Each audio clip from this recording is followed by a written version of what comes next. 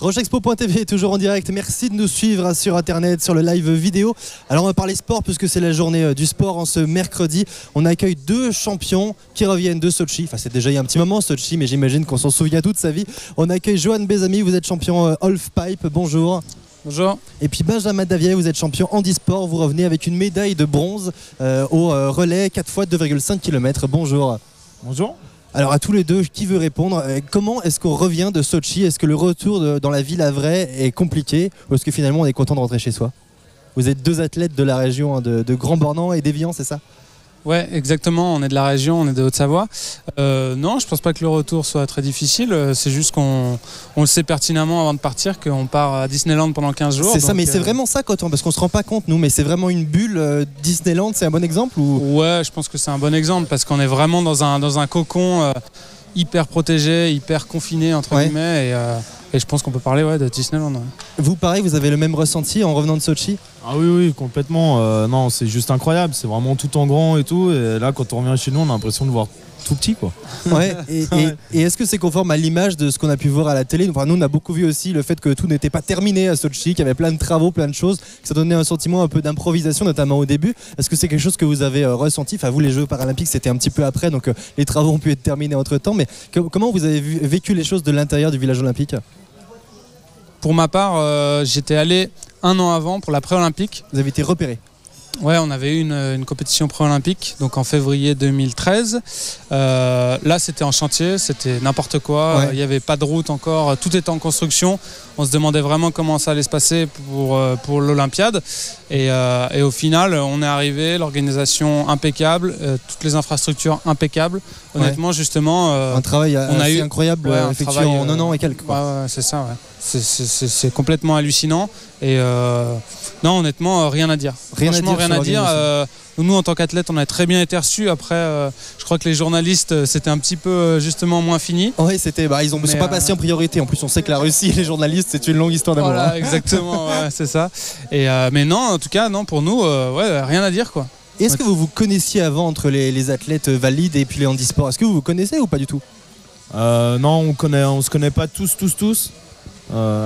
Comme nous deux, non, c'est la première fois qu'on se rencontre. C'est la foire internationale de la Haute-Savoie Mont Blanc qui vous permet de vous rencontrer, c'est quand même incroyable. Beau, hein. Après, non, je connaissais déjà plein d'autres athlètes valides et après, ça dépend aussi un peu des régions et par rapport à nos différences de sport, c'est pas les... on n'a pas la chance de se rencontrer dû à notre sport en fait. Mais c'est vrai que le handisport, on en parle peu au-delà des Jeux Olympiques. C'est vrai que la plupart du temps, c'est des disciplines qui ne sont pas télévisées. Justement, est-ce que vous le voyez comme un focus sur votre discipline pendant que ça se passe et puis après tout s'arrête très vite? Ou est-ce que ça vous permet d'avoir justement d'avoir une carrière qui commence à partir de maintenant? Là, disons qu'avec les Jeux paralympiques de Sochi qui ont été retransmis de A à Z sur France Télévisions. C'est la première fois d'ailleurs que la télé publique. Ça a vraiment fait bouger les choses. Et moi, là, je me rends vraiment compte qu'on a pas mal de sollicitations à droite, à gauche. Et il y a énormément de gens qui ont regardé les Jeux et qui m'en parlent encore aujourd'hui. C'est que maintenant vous êtes connu, vous pouvez dire ça. Maintenant, on vous reconnaît, etc. Les fans de sport et les passionnés vous reconnaissent. Ça commence à arriver. Ouais. Et qu'est-ce qu'on peut avoir de plus qu'une médaille de bronze? Bon, la question est facile, c'est une médaille d'or, une médaille d'argent. Mais c'est vraiment l'objectif ou ça y est, déjà une médaille de bronze, vous savez que maintenant ça va être compliqué de faire mieux? Non, au contraire. Pour moi, ça peut que facile, non, mais facile, non. Ouais. Après, voilà, je suis jeune, j'ai 25 ans et l'avenir est encore loin derrière. Et voilà, moi, je repars pour 4 ans faire la Corée et j'espère ramener aussi l'or de la Corée, quoi. Je retiendrai votre phrase, l'avenir est encore loin derrière.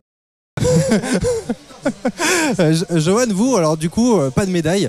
Alors ça vous remotive pour continuer et la décrocher ou complètement. Comment vous voyez les choses? C'est vrai que les JO, ça a vraiment remis un coup de fouet en fait. Je savais pas trop quoi faire après Sochi parce que c'est vrai que dans le snowboard, nous on a un petit peu deux mondes différents. On a le monde de la compète et puis après le monde des sponsors, des vidéos, etc.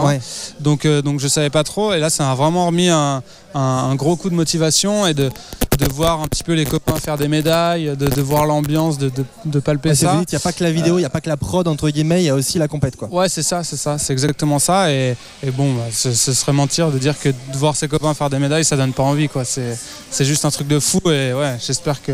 Et on se dit quoi? On se dit encore 4 ans à attendre parce que c'est long, mine de rien, l'attente entre 2 Jeux Olympiques. Non, on dit pas encore 4 ans à attendre. On dit, de toute façon, il faut que je me donne à fond. Après, moi personnellement, je sais que je repars pour 4 ans, mais en effet, il y a ce côté longueur.